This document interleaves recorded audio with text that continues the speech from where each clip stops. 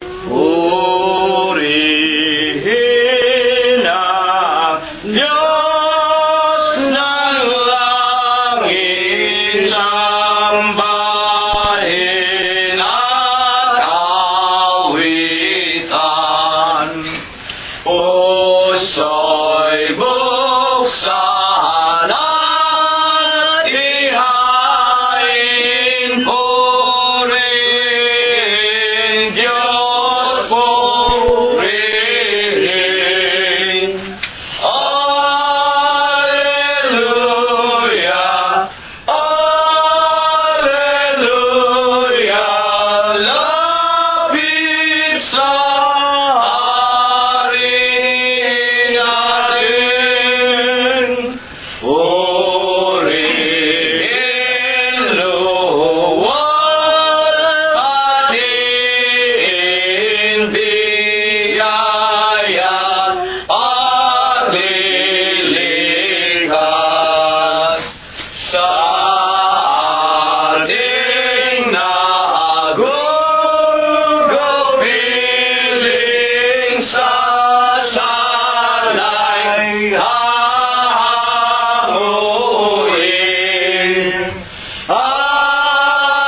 Alleluia, alleluia, gloria Patri Dei. Ang Diyos ay naghihintay, siya ay nauuhaw. Dulugin, dulugin natin, sambahin, dumalangin.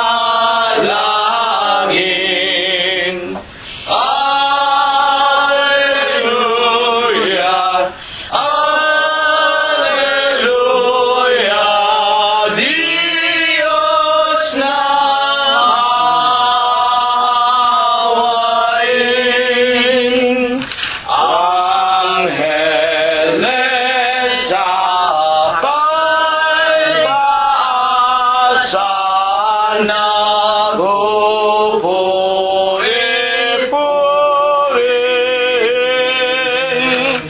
Halina mga kapatid sa templo ng amang Diyos. Alleluia,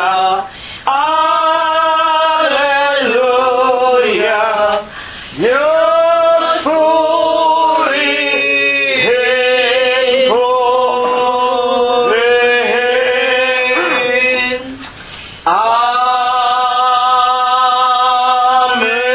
Amen.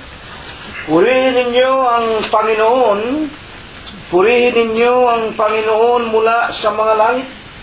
Purihin ninyo ang Diyos sa kanyang mga kaitaasan.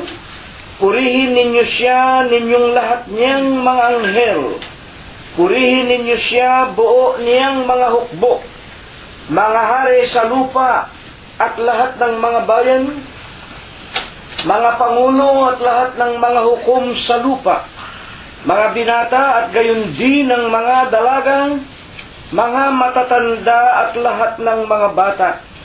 Purihin nila ang pangalan ng Panginoon, sapagkat ang kanyang pangalang mag-isa ay nabunyi, ang kanyang kalwalatian ay nasa itaas ng lupa at ng mga langit.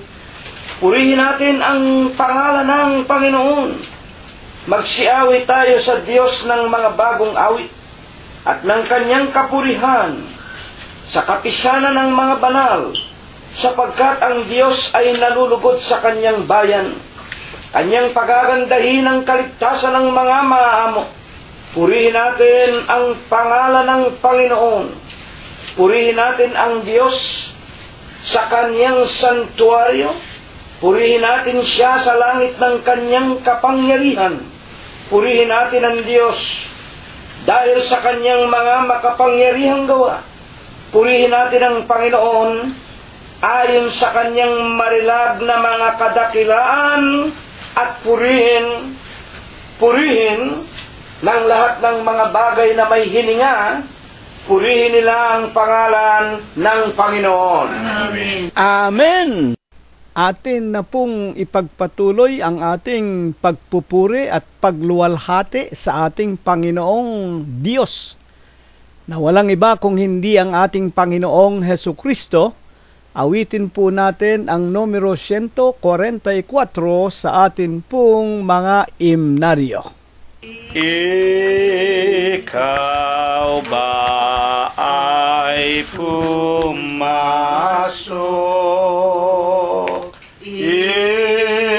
Ikaw ba ay pumasok sa iglesia ng Diyos? Pastor mo ay si Jesus, iyong pakaingatan. Huwag mong pababayaan. Ikaw ay sasamahan kung mamahaling tunay. Si Jesus, siyang hari, buhay na mamalaki, aalay sa hati ng nagdadalang hati.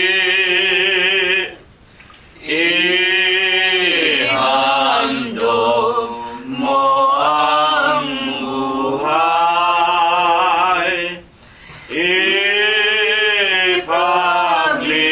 ipaglingkod ang yaman. Dulong ay pasukuban, isip mo'y sisinagan sa loob ng iglesia. Sila'y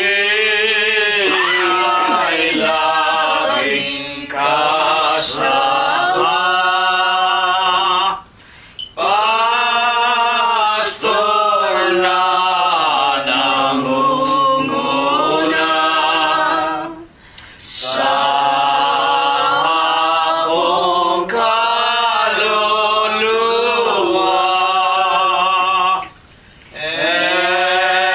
Jesus, kami tulungan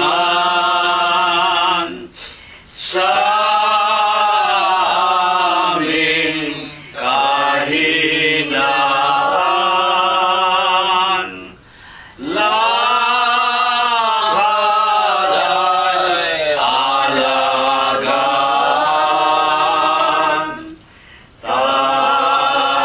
tagumpay ng makamtan.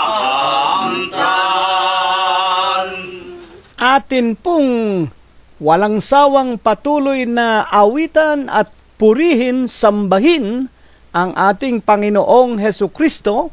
Numero 13 ang susunod po nating aawitin. Gumising kang natutulog, mabangon sa mga patay, liliwanag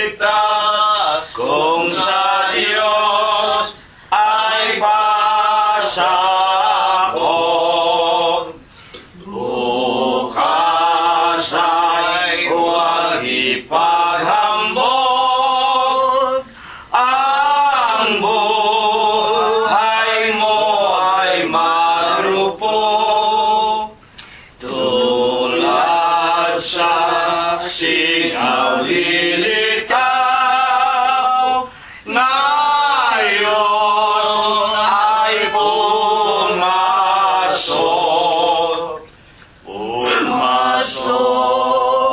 Pumasok, gumawa, umasa't maglingkod,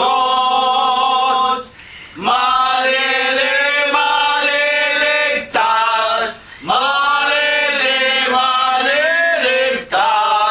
kung sa Diyos ay pasakop. Si Kristo ay dumarating, ganti niya'y sa atin, banal niya'y bubuhayin, sa may lilipudin. Pumasok, gumawa, umasa't maglingkod, maliligtas,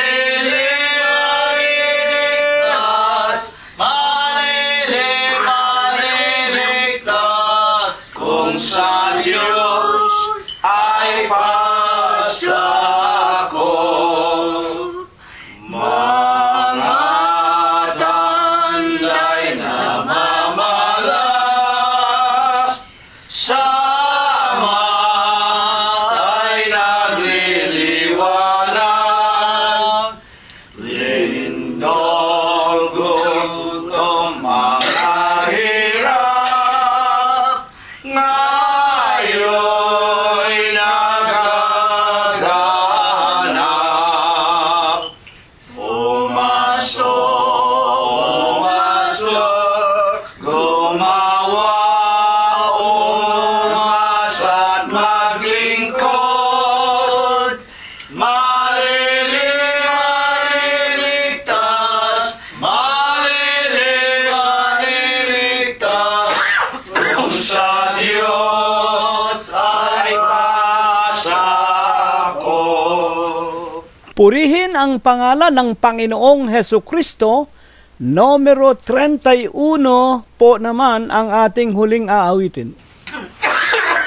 Iglesia iligtas sa Diyos,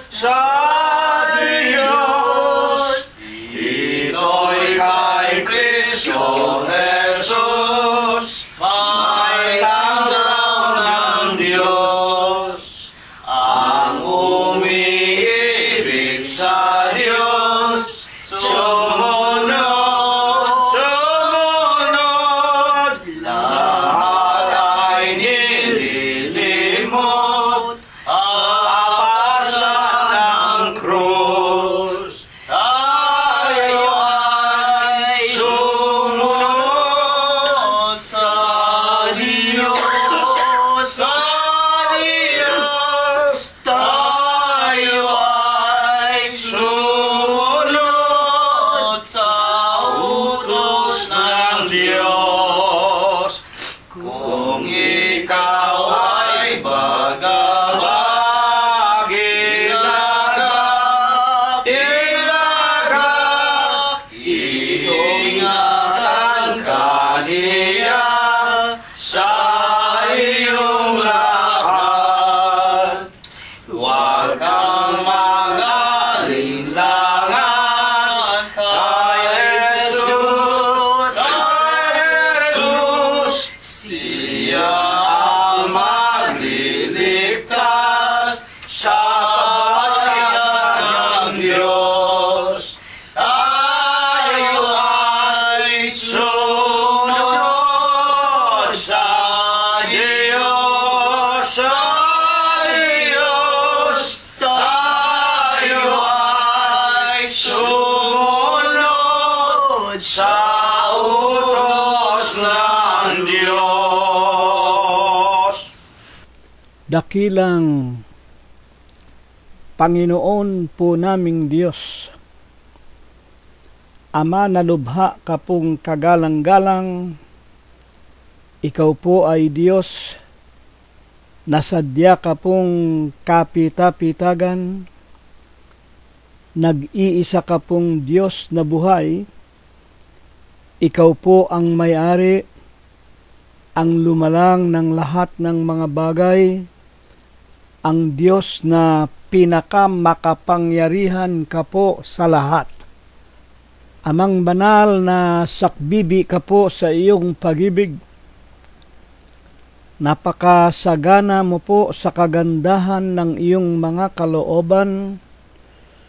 Napakadakila mo po sa iyong mga pagbibiyaya. Datapwat ikaw po ay Diyos na napakabanayad sa iyong mga kagalitan. Amang banal, sa Huwebes po ng gabing ito sa aming mga buhay, masusumpungan mo po muli kami. Nahamak mong mga nilalang, pagkatapos pong mangaghandog kami sa iyo ng mga pag-aawitang iniuukol namin sa iyong banal na harapan, mula po sa silong nitong aming mga dampang tahanan, lalo na nga po dito sa iyong bahay-sambahan sa Los Angeles, California, itinitiklo po namin ang aming mga tuhod. Panginoon, sa banal na gabi pong ito, tanggapin mo po ang aming mga taos sa puso namin na mga pagpapasalamat. Maraming salamat sa iyo, Panginoon, sa maraming mga araw na wala ka pong binawian sa sino man sa amin ng aming mga hiram na buhay. Salamat po, Ama, kami patuloy mong pinaghahandaan ng aming mga dulang. Binuksan mo po sa amin ang magagandang mga pintuan ng mga kapalaran. Pinakain mo po kami at dinamtan. Pinalakas, pinagaling ang aming pangangatawan. At higit sa lahat, maraming salamat po. Lalo mo pa rin kaming pinagtitiisan at pinagtitiyagaan na tinuturuan mo po kami at inaaralan ng iyong banal na mga salitang lipos ng Espiritu at ng buhay. Dinaragdagan mo ang aming pananampalataya na minsan po lamang ibinigay mo sa aming mga hiram na buhay. Panginoon po naming Hesukristo, sa iyo na buhay na Diyos ni Abraham, ni Isaac at ni Jacob, ng iyong mga propeta sa bansa ng Israel, na ikaw rin po ang pinagtapatan ng aming mga minamahal na mga magulang hanggang kani-kanilang mga kamatayan. Panginoon, sa aming paniniklohod, sinasamba ka po namin, pinupuri, niluluwalhati namin ang iyong kagalang-galang, ang malinis mong pangalan sa Espiritu mo po, sa iyong kagilagilalas na mga katotohanan. Panginoon, kung kami nangagkukulang pa rin at nangagkakasala laban sa iyo, huwag mo po sanang gawing dahilan upang hindi mo po kami aralan at turuan.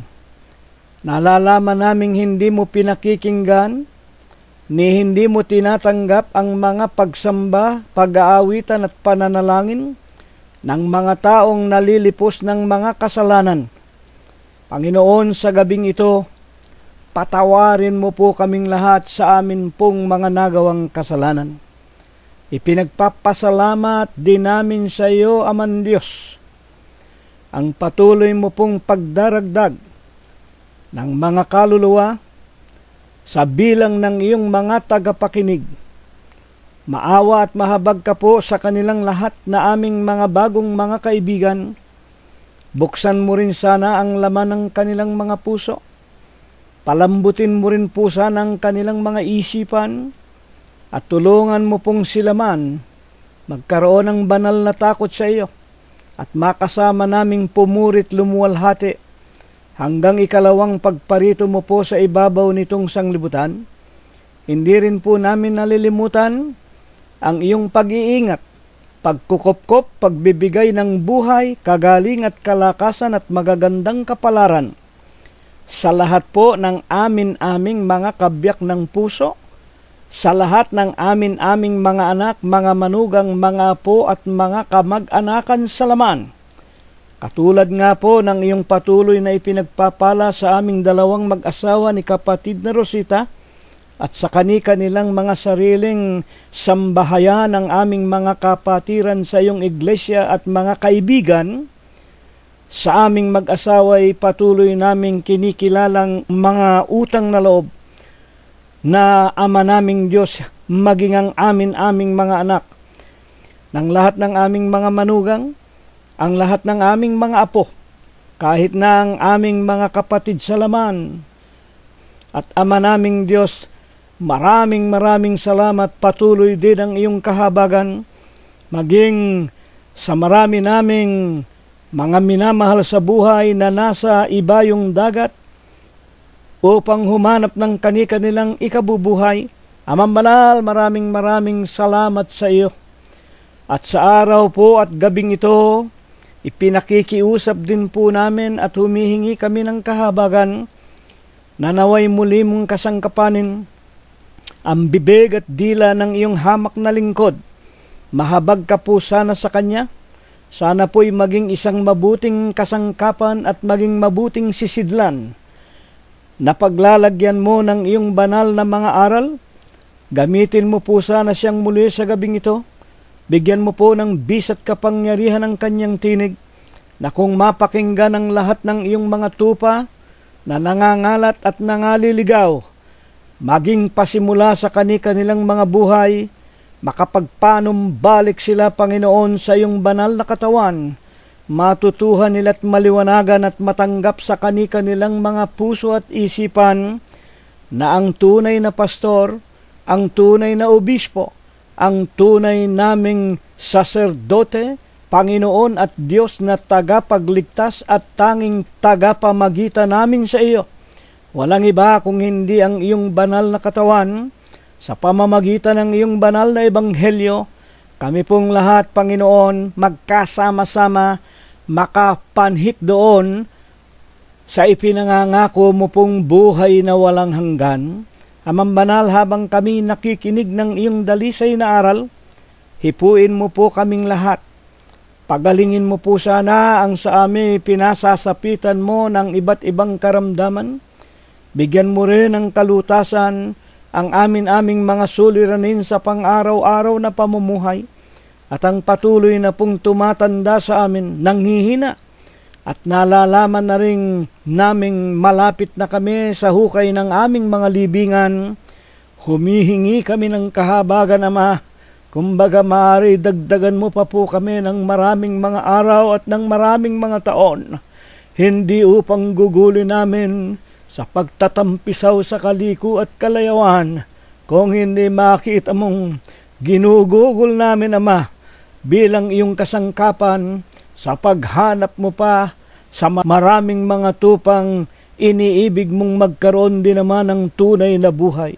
Pangunahin na nga po ang iyong hamak na lingkod, gayon din po ang aking kabiyak si kapatid na Rosita, gayon din si kapatid na Prospero, kapatid na Glenda, si kapatid na Concepcion. Kami dumadalangin at umaasang sa mga huling araw na ito'y lulukuban mo pa po kami ng iyong diwang banal at kami po'y patuloy mong papatnubayan at kami po'y iingatan mo habang kami namamahayag ng iyong banal na ebanghelyo sa ibabaw nitong napakagulo at mandarayang sanglibutan. Amang banalan lahat ng ito, idinadalangin namin, isinasamo, ipinapakiusap, ibasbas mo po sanang muli sa aming lahat, magmula ngayon at magpakailanman. Amen.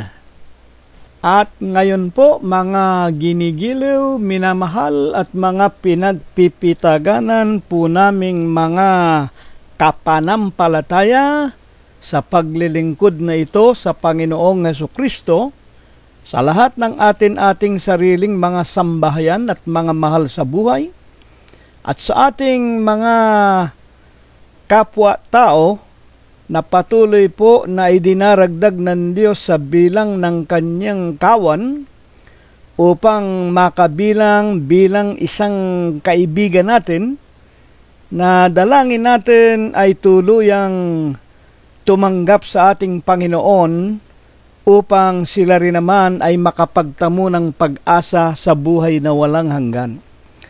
Ihanda na po natin ang ating mga sarili, ang ating mga mahal sa buhay sa loob ng ating tahanan, kahit na nag-iisa tayo, tatatlo o dadalawa. Huwag nating ikakahiya ang ating Panginoong Hesukristo, at atin na pong pasimulan ang ating gagawing pakikinig mula po sa aklat ng Ebanghelistang si Lucas, sa kanya pong Kapitulo 12 at versikulo 3. Babasahin ko po ang ating pinakapaksa. Kaya nga, ang anumang sinabi ninyo sa kadiliman ay maririnig sa kaliwanagan, at ang sinalita ninyo sa bulong, sa mga silid, ipagsisigawan sa mga bubungan. Dito po sa ating pag-aaral, ito po ay talagang mahiwaga. Meron pong kaalaman o karunungan na dito po ay natatago. At malibang kaawaan at kahabagan tayo ng Panginoong Hesukristo, hindi po natin matututuhan ang aral na ibig na ituro nito at iwanan sa bawat tao. Nang ito po ay atin din namang basahin sa King James Version na orihinal na pinanggalingan ng Tagalog. Therefore, whatsoever you have spoken in darkness shall be heard in the light, and that which you have spoken in the ears in closets shall be proclaimed upon the housetops. Dito po medyo merong ilang wika nga pagbabago sa orihinal. Kaya nga po naman, hindi tayo nagsasawa na ating babasahin din yung pinanggalingan. Kaya nga kung liliwanagin, therefore whatsoever you have spoken in darkness, sa makatwid, ang wika nga, anumang bagay ang inyong sinalita sa kadiliman, shall be heard in the light, ay mapapakinggan sa liwanag. And that which you have spoken in the ear, at ang inyong sinalita sa inyong mga tenga, bulong, pareho na rin siguro, in closets, sa loob ng inyong mga silid, shall be proclaimed upon the housetop, ay ipagsisigawan o ipakikilala, iparirinig sa ibabaw ng mga tahanan, housetop, bubungan. Wala pong pagtatalo-talo mga kapatid at mga magulang. Ang mahalaga po ay maunawaan natin ang banal na lihim na siyang pinakaaral na ibig ng Diyos maunawaan ang kanyang mga tunay na tupa, tunay na mga anak o tunay na mga Kristiyano. Ayon po sa ating napakinggang ito, ano po baga ang sinasabi ng mga unang mga banal ng Diyos tungkol po sa mga nangasusulat sa banal na kasulatan? Kapag binabanggit po yung mga unang mga banal ng Diyos, Sa matandang tipan yan po ang mga propeta. At nang dumating na ang bagong tipan, sila ang tinatawag na mga apostol. Buksan po natin ang pagpapaliwanag. Unang talata na ating babasahin ni Apostol Pedro.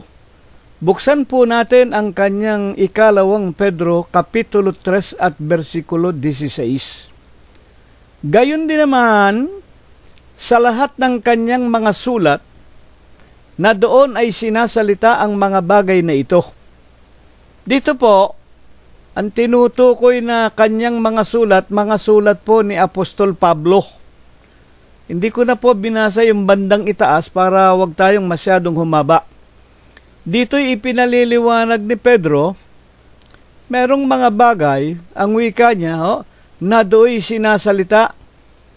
At ilan nga sa mga sinasalita ang mga bagay na ito, tinitiyak ko sa inyo, itong ating paksa, sinasalita ito ni Apostol Pablo noong paman sa pasimula ng kanyang paglalakbay at pangangaral sa labas ng bansa ng Israel.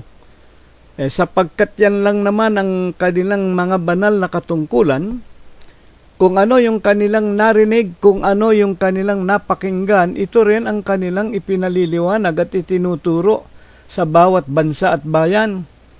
Tulad nga ng Lucas 12:3. Kaya nga ang anumang sinabi ninyo sa kadiliman ay maririnig sa kaliwanagan, at ang sinalita ninyo sa bulong sa inyong mga tenga, sa silid, ay ipagsisigawan o ituturo sa mga bubungan o ipapahayag sa tinatawag na lahat ng tao, hindi lamang sa loob ng inyong bahay. Kaya kung natatandaan ninyo, laging binabanggit ni kapatid na Cirilo, charity begins at home. Una sa lahat, itong ating paksa, ibig ng Diyos, ang pamilya muna natin ang makarinig at makaalam. Una, ang ating mga kaluluwa, pagkatapos ang ating mga asawa, mga anak at mga mahal sa buhay. Ituloy natin ang ikalawang Pedro 3:16. Na gayon din naman sa lahat ng kanyang mga sulat, doon sinasalita ang mga bagay na ito. Alin? Na doon may ilang bagay na mahirap unawain, na isinisinsay ng mga di nakakaalam at ng mga walang tiyaga. Nagaya rin naman ng kanilang ginagawa sa ibang mga kasulatan sa ikapapahamak din nila. Mga kapatid, dito ang kinukuha natin, ang buong kasulatan, ang matanda at bagong tipan, marami pong bagay na talagang mahirap unawain. Para ito'y maintindihan natin, buksan natin ang sinasabi ni Apostol Pablo po naman, Colosos 1:25, na ako ay ginawang ministro nito. Si Apostol Pablo ang nangungusap. At kung alin yung tinutukoy na siya raw ay ginawang ministro, ang ibig lang pong sabihing ministro ay ambasador o isang taong pinaparoon sa isang dako para dalhin ang mensahe ng nag-utos sa kanya. Wika nga tagapagdala ayon sa pamamahala na mula sa Diyos na ibinigay sa akin para sa inyo upang maipahayag ang mga salita ng Diyos. Sa makatwid, sino po ang wika nga ambasador ng Panginoong Hesus na ipinadala sa mga tao para yung mga bagay na mahirap unawain ay maituro sa atin? Isa na nga po, si Apostol Pablo, na siya ang ministro sa kahentilan. Siya ang pinaparoon ng Diyos sa labas ng bansa ng Israel, at tayo po nasasakop niyan sapagkat tayo mga Pilipino, hindi naman tayo Israelita sa laman. At sa 1:26, maging ang hiwaga na inalihim sa lahat ng panahon at lahi, datapwat ngayon ipinahayag sa kanyang mga banal. Mga kapatid, bakit kinakailangang malaman muna natin kung sino si Apostol Pablo? Na si Apostol Pablo pala, ministro para sa atin, para matutuhan natin sa kanyang pamamahayag ang tinatawag na salita ng Diyos na inalihim sa hiwaga sa lahat ng tinatawag na mga panahon at mga lahi. Ngunit ngayon, ipinahahayag sa kanyang mga banal. Ano naman ang natutuhan natin sa talatang ito? Ang pagpapahayagan ay ang mga banal, hindi po ang lahat ng mga tao. Malibang tayo ay mapasama sa kalipunan ng mga banal, hindi po natin maiintindihan kahit na si Apostol Pablo ang nagtuturo sa atin. At upang magkaroon ng bisa at kapangyarihan maging ang tinig ni Apostol Pablo, saan po inilagay ng Panginoong Hesukristo ang mga apostol? Una yung 12 apostol. Mateo, kanyang kapitulo 10, versikulo 1, tinawag niya ang 12 apostol. At pagkatapos nga po, tinawag sa daang Damasco si Apostol Pablo. Saan muna inilagay ang mga apostol para magkaroon ng bisa at kapangyarihan ang kanilang pangangaral? At bakit? Doon sila inilagay sa binabanggit na pinaglagyan sa kanila. Ano ba yung pinaglagyan sa mga apostol? Unang Korinto 12:28. At ang Diyos ay naglagay din naman ng ilan sa iglesia. Una-una ay mga apostol. Putulin na po natin. Hindi na po natin dapat ituloy pa ang pagbabasa sapagkat ang tanong natin, saan bang iglesia? Saan bang dako inilagay ang mga apostol? Unang Korinto 12:28 ang sagot sa atin, ang Diyos ay naglagay din naman ng ilan, kokonti. Saan? Sa iglesia. Ano ba ang pangalan ng iglesia? Alam naman natin, nagtayo ang Panginoong Hesukristo anyo 32, humigit kumulang, sa siyudad ng Jerusalem ng Judea, ng kanyang iglesia.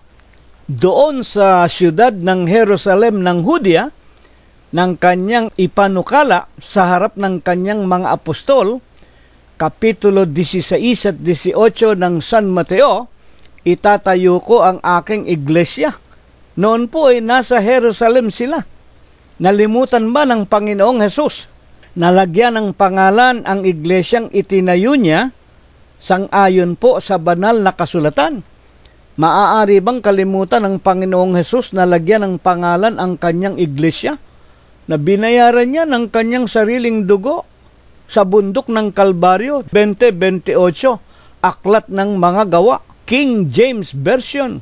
Nakalimutan bang lagyan ng pangalan? Buksan po natin kung ano lamang ang pangalan ng iglesia na itinayo ng Panginoon doon sa siyudad ng Jerusalem ng Judea. Unang Tesalonica, Kapitulo 2:14, sapagkat kayo mga kapatid ay nagsisitulad sa mga iglesia ng Diyos. Saan naroon? Na nasa Judea. Bakit Judea? Ang Jerusalem, ang capital o kapitolyo ng Huda ng panahong yon. Sino may-ari? Kay Kristo Jesus. Sa kasalukuyan, sa huling araw na ito, tayo nagsisitulad. Tinutularan lang natin, alin? Ang orihinal na iglesia. Hindi na po tayo pwedeng magtayo ng ibang relihiyon, ng ibang iglesia, sapagkat nakatayo na ang iglesia ng Diyos sa Judea, ang may-ari ang Panginoong Hesukristo. Diyan inilagay ang 12 apostol, diyan inilagay ang Apostol Pablo, diyan inilagay ang iba pang mga banal na mga tinawag ng Diyos magmula noong anyo 32 hanggang ngayon. Sama-sama tayo kung tayo'y nabautismuhan Sa pangalan ng Ama, Diyos, pangalan ng Anak, Kristo Jesus, pangalan ng Espiritu Santo na siyang Ebanghelyo, salita na pawang Espiritu at pawang buhay, sa 63 ng San Juan, tayo ang tinutukoy na Iglesia ng Diyos. At dito, kasama natin ang mga apostol, ang mga propeta, at ang mga unang mga banal ng Diyos. Ngayon, bakit nga po baga sinasabi ni Apostol Pablo ang tinatawag na salita ng Diyos, ipapahayag niya sa atin na inabutan ng mga huling kapanahunan? Ano bang autoridad meron ang Apostol Pablo para mangaral sa atin ng salita ng Diyos? Marcos 4:11 hanggang 12. At sinabi ni Jesus sa kanila, sa orihinal na 12, wala pa po si Apostol Pablo ng pagkakataong ito, at sinabi ng Panginoon sa kanila, sa inyo ay ipinagkaloob ang makaalam ng hiwaga ng kaharian ng Diyos. Nang mailagay na po yung mga apostol, una yung 12, pagkatapos si Apostol Pablo, nang tawagin siya. Anong binigay ng Panginoong Jesucristo sa kanila? Binigyan sila ng lisensya o ng autoridad na sa inyo ibinigay, ipinagkaloob ang alin? Una sa lahat, makaalam ng hiwaga ng kaharian ng Diyos. Napakaliwanag, mga kapatid. Doon lang sa mga nasa Iglesia ng Diyos kay Kristo Jesus, ibinigay ang kapangyarihan upang makapangaral ng mga salita na nakalihim sa hiwaga. Yung mga hindi miyembro ng iglesia, sa madaling sabi, yung mga hindi kaanib, yung nasa labas, dadapwat sa kanilang nangasa labas, ang lahat ng mga bagay ay ginagawa sa pamamagitan ng mga talinghaga. Ayan po, talinghaga. Pagka talinghaga, madilim, hindi mo maintindihan, hindi mo maliwanagan. Tulad nga ng ating paksa, pati ang ating paksa talagang mahiwaga sa Lucas 12:3.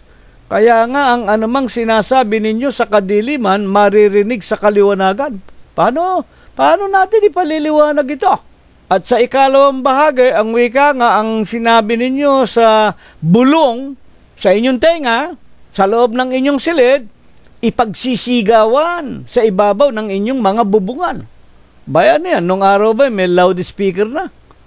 Wala pa pong karunungan ng electronic nung araw, wala pang high-tech, wala pang mikropono, wala pang radyo, wala pang television, wala pang internet. Paano ipagsisigawan daw sa mga bubungan? Mga sira lang ang ulo na pagkatapos na manalangin sa loob ng kanilang kwarto o makipag-usap sa Diyos, papanik sa bubong at isisigaw sa mga kapitbahay, mga magulang, mga kapatid, matakot tayo sa Diyos. Wala pong gagawa nun. Siguro sasabihin ninyo, pag nakakita kayo ng nangangaral ng ebanghelyo sa mga bubungan, sira ulo ng mga taong yun. Kaya nga, para maliwanagan natin ang puspusan dito, merong ipinakikilalang nasa labas. Ang lahat ay ginagawa sa talinghaga. Madilim, hindi maintindihan. Bakit? Upang kung magsitingin sila'y mga kakita at huwag mamalas, at kung mga karinig sila'y huwag mangarinig, at huwag mga kaunawa, baka sakaling sila mangagbalik at patawarin sila. Merong pasubali. Yung mga nasa labas, mga kapatid at mga magulang, talinghaga sa kanila, madilim sa kanila. Bakit? Ayaw ng Diyos na makapanumbalik pa sila. Kaya ginagawa sa talinghaga, para hindi nila maunawaan, talagang hindi naman sa hinahatulan ko kayo, mga tagapakinig, talagang dito, meron lang isang dako, isang iglesia na dapat ninyong kaparoonan, dapat ninyong paglingkuran, dapat makasama tayong lahat doon sa iglesyang pinaglagyan sa mga apostol.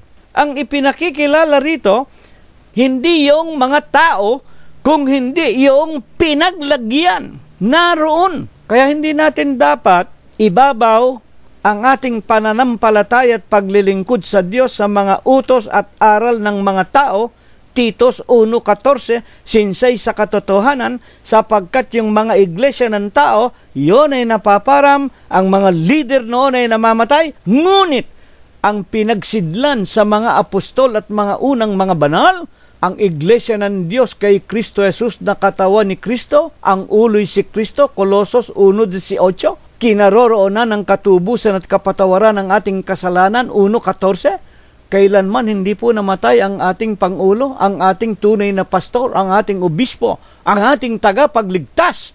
Basahin ninyo ang Mateo sa kanyang 28, kapitulo 19 hanggang 20. Naririto, ako ay sa inyo palagi hanggang sa katapusan ng sanglibutan. Kayo, yung mga papa ninyo, ilang ulit na kayo nagpalit ng papa, kung ilang daang ulit na.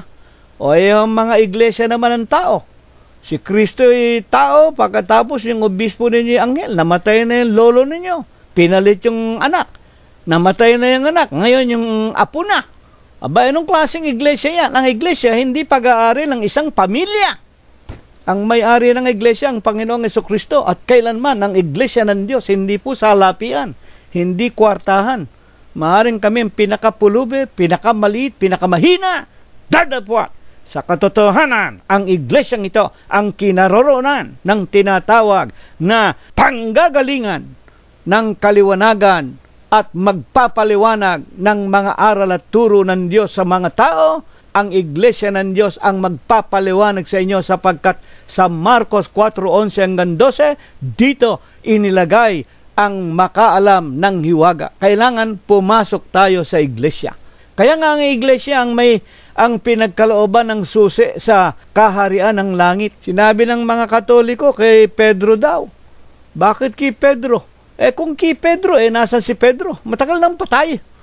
Kaya nga sila, yung mga rebolto ni Pedro, may manok na, meron pang susi.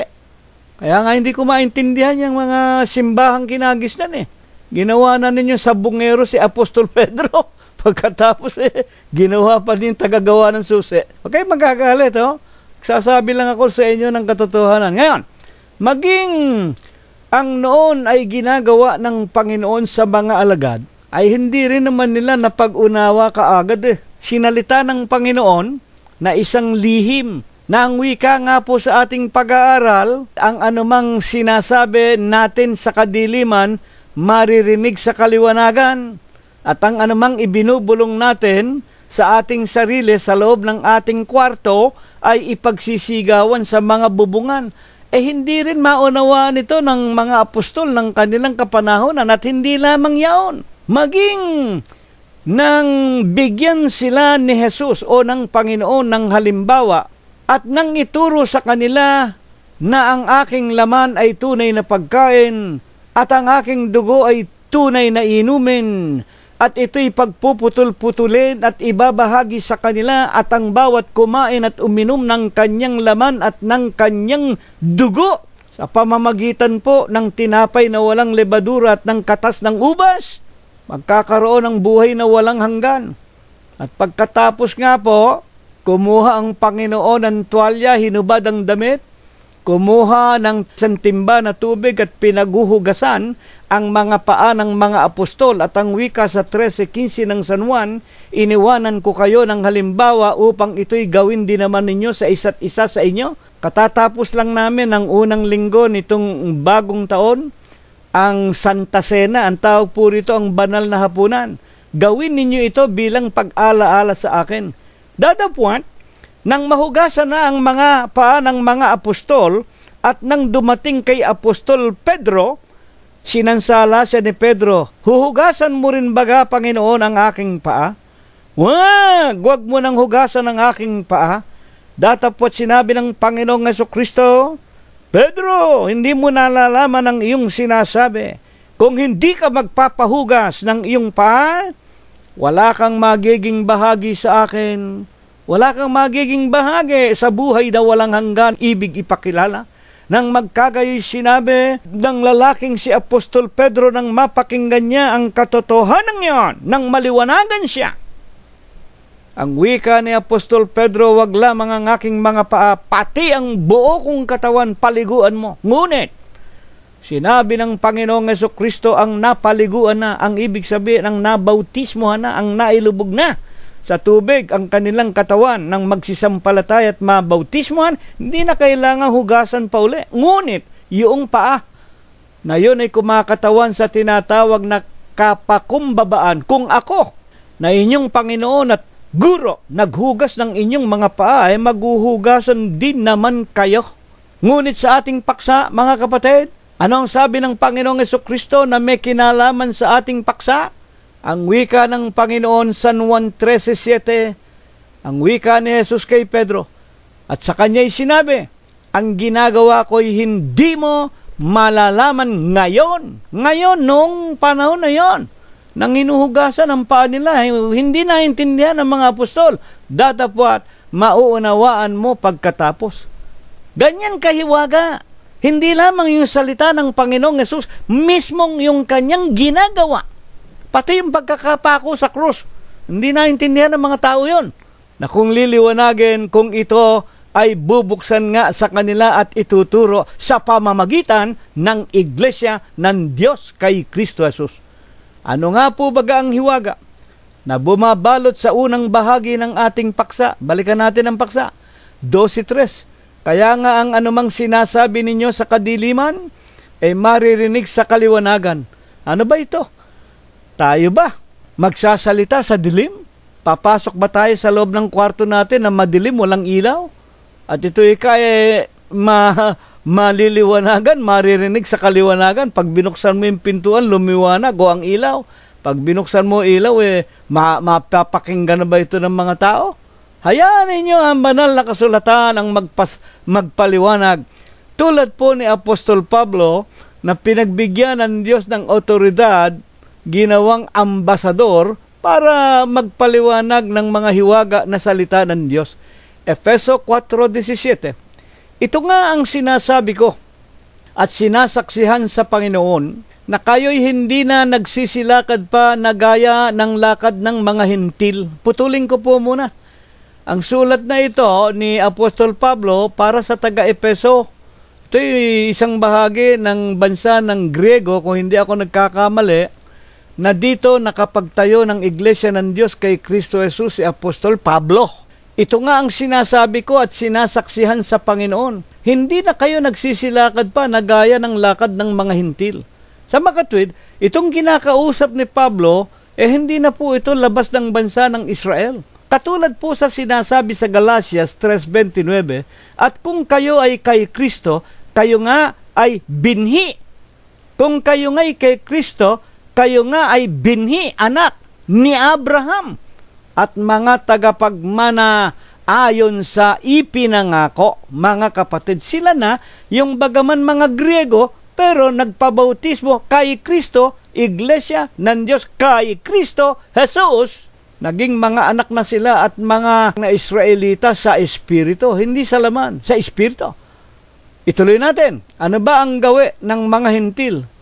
O nang sila ay hindi pa kaanib sa Iglesia ng Diyos? Hindi na kayo katulad ng mga lakad ng mga hintil sa pagpapalalo at sa kanilang mga masamang pag-iisip. 4:18. Ano? Ang kalagayan nila, maging tayong Pilipino, nung hindi pa tayo Iglesia ng Diyos, ano kalagayan natin? Manghintil tayo. Nasa kadiliman ng kanilang pag-iisip, nangahiwalay sa buhay na Diyos. Dahil sa kahangalan, nasa kanila dahil sa pagmamatigas ng kanilang puso. Matigas ang puso natin nung araw. Nung araw, ayaw na ayaw naming makarinig ng Ebanghelyo.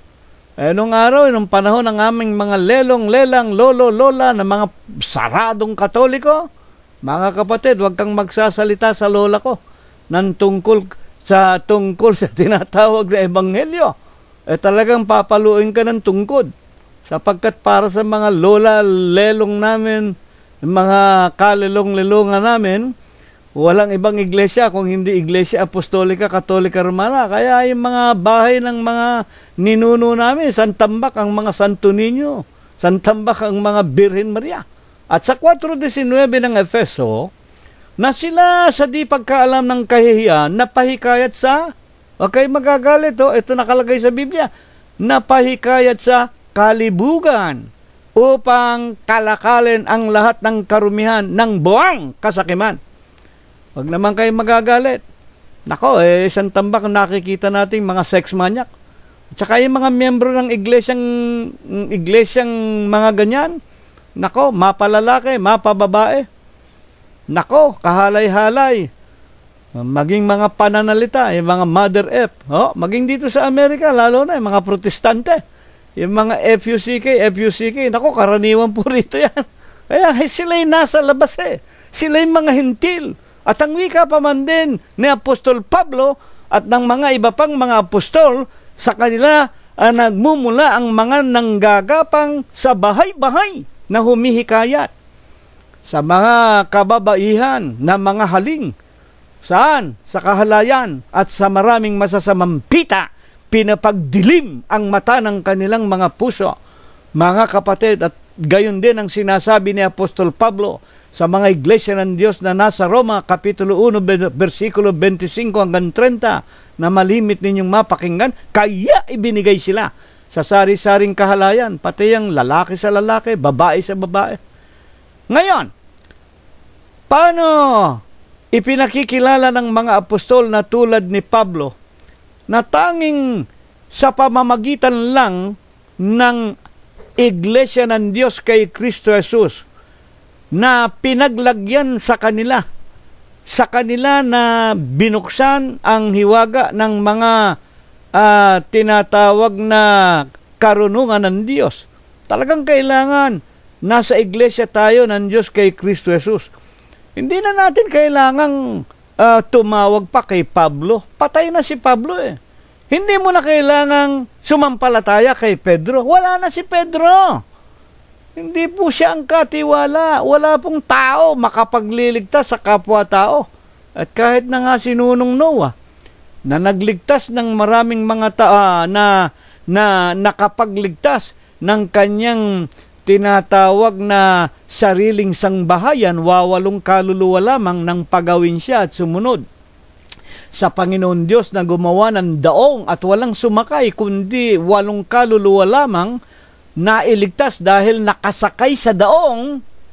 Sinasabi po ng banal na kasulatan, Ezekiel 14:14, kahit na naroroon si Nunong Noah sa huling araw na ito, kapag ang Diyos nagpadala ng tabak, digmaan, salot at kagutuman, kahit na naroroon si Noah, sino pa?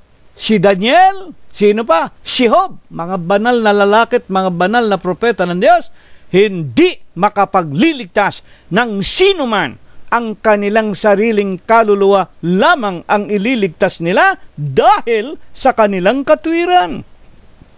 Napakaganda po mga kapatid. Sa 2 Korinto 7:2, paano ang pagpapatunay na kailangang babasahin natin? Patay man si Pablo, kailangan babasahin natin ang mga ipinasulat sa kanya ng Panginoon. Gayon din sa mga apostol tulad ni Pedro. Gayon din po, mga kapatid, tulad kay Apostol Juan, kay Santiago. Kaya sila nag-iwan ng mga aklat Hindi naman kailangang buhayin pa uli sila para magturo sa atin. Hindi na Nakalagay na puro yung hiwaga. Nandun na ang kaliwanagan. Babasahin na lang, pakikinggan.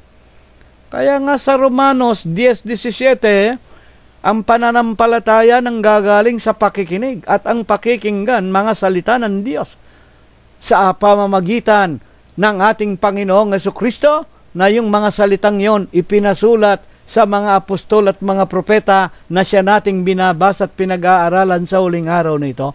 Ano ang katunayan? 7:12, nasa Iglesia ng Diyos sa pamamagitan ng mga apostol, naroon ang kaliwanagan ng mga hiwaga ng banal na kasulatan. 2 Korinto 7:2, buksan ninyo sa amin ang inyong mga puso. Hindi namin inapi ang sinuman. Hindi namin ipinasama ang sinuman. Hindi namin dinaya ang sinuman. Buksan ninyo sa amin ang mata ng inyong mga puso. Kailangan bubuksan natin ang ating sarili.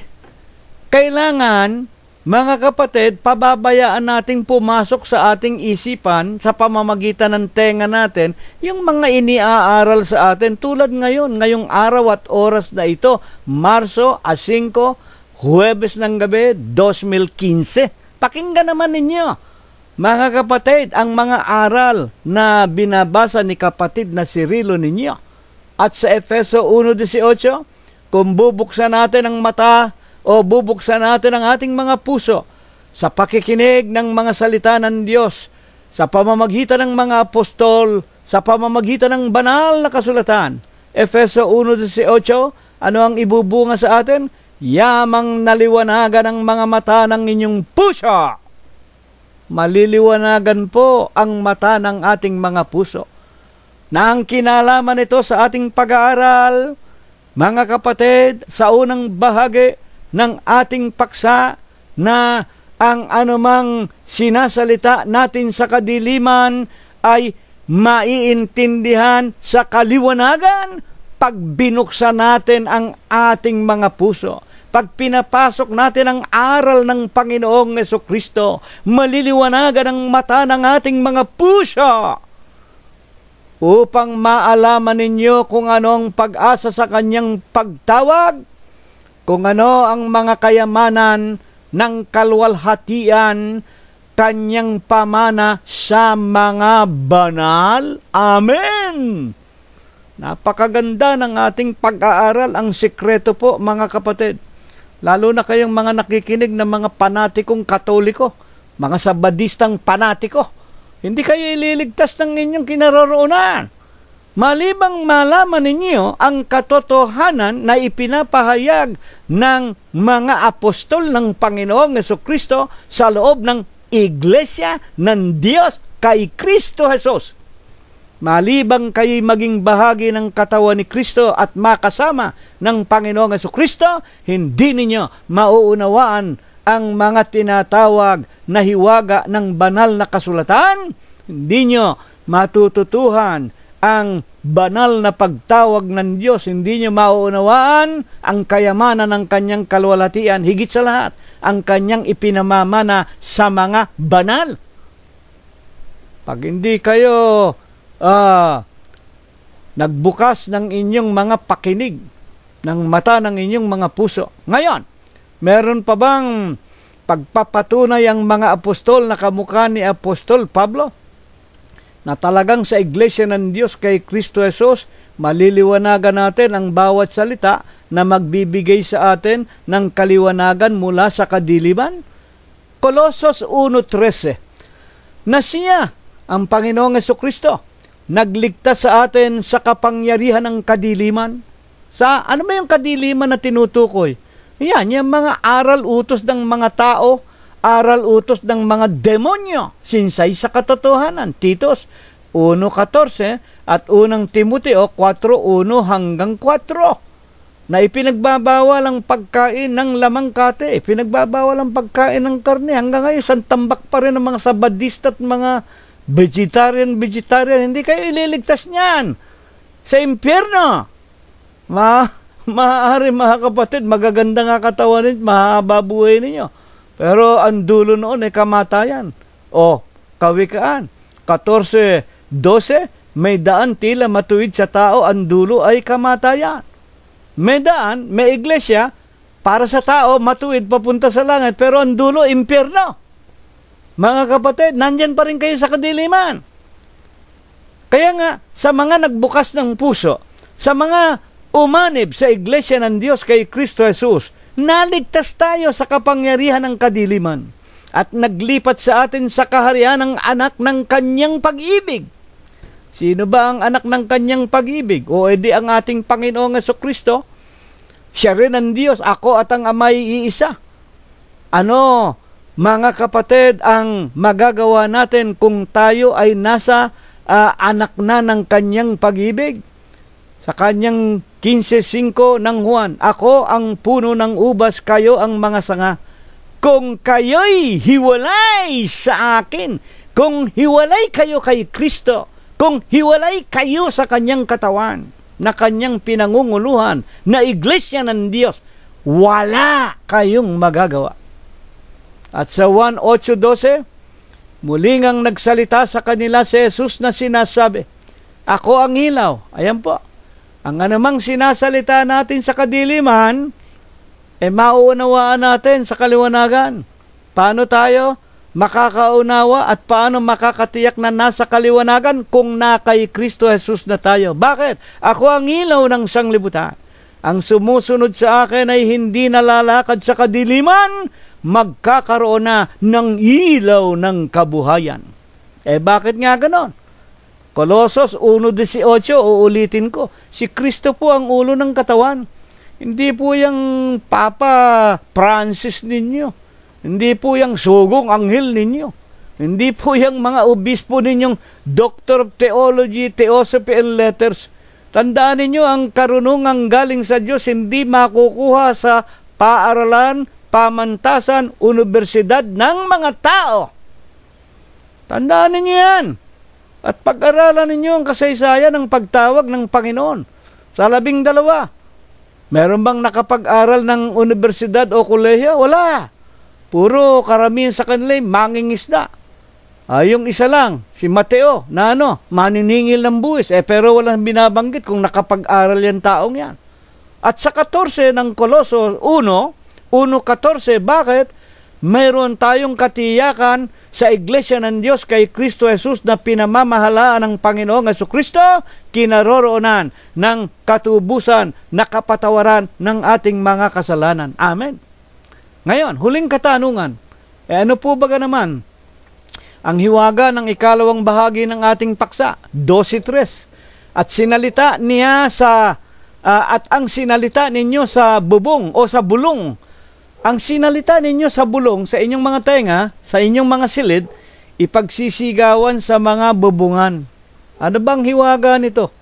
Pag binabanggit yung salita, ano ba ang pinanggagalingan ng salita? O edi bibig, dila. Mga tagapakinig po namin at mga minamahal po naming mga magulang, ano po? Baga ang sinasabi naman tungkol sa ikalawang bahagi, ano man daw na ating sinalita sa ating mga tenga o sa bulong ay ipagsisigawan sa bubungan. Hayaan natin si Apostol Santiago naman ang magpaliwanag. Gayon din naman ang dila, ayan po, sa dila nanggagaling ang bulong sa bibig, ay isang maliit na sangkap, nagpapalalo ng malalaking bagay. Narito kung gaanong kalaking gubat ang pinag-aalab ng lubhang maliit na apoy. Dito po ang dila ipinakikilala ni Apostol Santiago, isang maliit na bagay, pero nagpapalalo, nagpapalaki ng malalaking bagay. Bagaman maliit na parte ng ating katawan, napakalaki pala ng nagagawa ng dila natin. At dito, ipinapahayag ni Santiago, ikinukumpara, na tulad yan sa isang posporo o titis ng apoy o na maliit ka pero nagpapalala ng isang malaking sunog sa tinatawag na kagubatan. Kung gaano kalaking gubat ang pinag-aalab ng lubhang maliit na apoy. Yung dila daw natin parang maliit na apoy. Totoo naman yan Hindi ba nakikita natin ang bibig ang pinanggagalingan karaniwan ng malalaking sigalot? Sa mga komunidad, yung tinatawag na mga salita na hindi karapat-dapat, yung tinatawag na mapaghatid, dumapit, yung mga chismoso, chismosa. Di ba marami nagpapatayan pa dyan sa mga komunidad dahil sa mga chismes? Sa 3:9 ng Santiago, siyang ating ipinagpupuri sa Panginoon at Ama, pero ang dila, bagaman maliit na bagay at pinagmumulan ng napakalaking sunog o kaguluhan o sigalot, ito naman ang ginagamit natin sa pagpupuri at pagluwalhati sa Ama. Ngunit, siya rin nating ipinanglalait sa mga taong ginawa ayon sa larawan ng Diyos. Ay, di ba kung minsan may mga taong maririnig ka, FUCK. Hindi ba bibig din, dila rin ang ginamit? Pinangpupuri mo, nakikita ng mga kapitbahay mo, nananalangin ka, sumasamba ka. Pagkatapos may nakaaway kang kapitbahay, kung burahin mo, gayon na lamang. Sa makatwid, ang kinukuha natin dito, yung kapangyarihan ng dila. Ano man naibulong ninyo sa inyong mga silid, ipagsisigawan sa tinatawag ng mga bubungan. Malaki masasakop.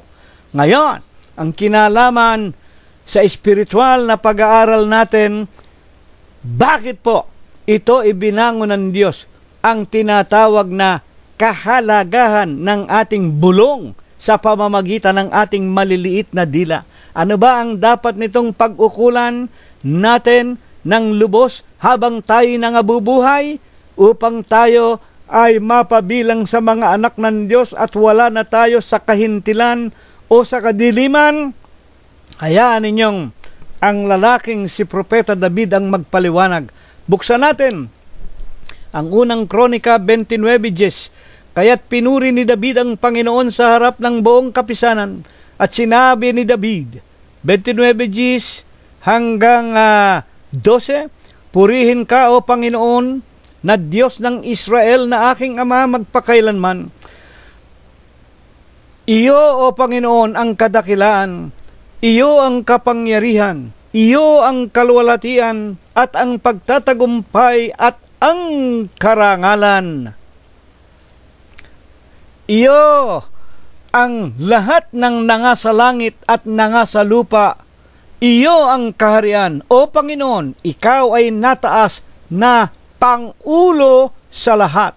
Ang mga kayamanan, ang karangalan, nagmumula sa iyo. Ikaw ang nagpupuno sa lahat. Nasa iyong kamay ang kapangyarihan at kalakasan. Nasa iyong kamay ang pagpapadakila at pagpapalakas sa lahat. Kaya't ngayon, aming Diyos, kami nagpapasalamat sa iyo at aming pinupuri ang iyong maluwalhating pangalan. Amen. Ano itinuturo dito sa ikalawang bahagi ng ating paksa?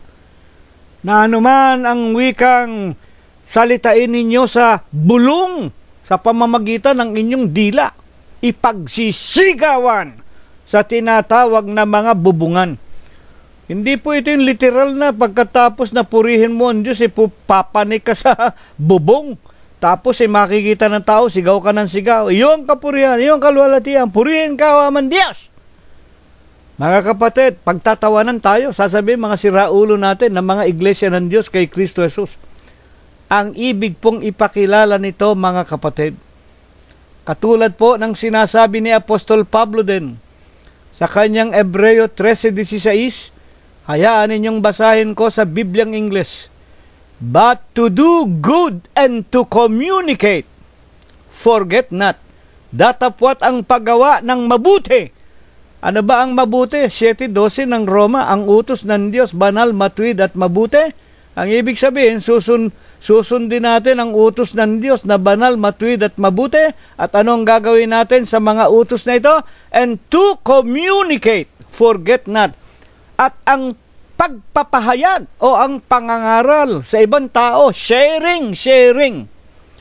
Huwag ninyong kalilimutan. Bakit? For with such sacrifices, God is well pleased, sapagkat sa gayong mga handog, ang Diyos ay totoong nalulugod. Maliban po sa pangangaral ng Ebanghelyo, wala na pong ibang handog na pinakahihintayan Diyos na gagawin nating mga anak niya. Hindi po kailangan ng Diyos ang salapi. Hindi po kailangan ng Diyos ang tulong. Hindi po kailangan ng Diyos ang malilinis na mga hayop, mga kalapating walang kapintasan na ginagawa ng mga Israelita noong araw. Inalis na po iyan. Hindi na niya kailangan yan. Pati yung mga insenso. Kaya kayong mga Katoliko, yan ay karumal-dumal na sa Diyos. Ang ibig lang ng Diyos, magturo kayo ng katotohanan. Sumunod kayo sa kanyang palatuntunan at ibahagi ninyo sa lahat ng tao. Kaya nga ang tinutukoy na isisigaw ka ang tinatawag na mga salita ng Diyos sa ibabaw ng mga bubungan, naganap na po ito sa ating mga huling araw ngayon. Magmula ng lumago ang karunungan ayon sa hula ng Diyos na ipinasulat kay Daniel 12:4.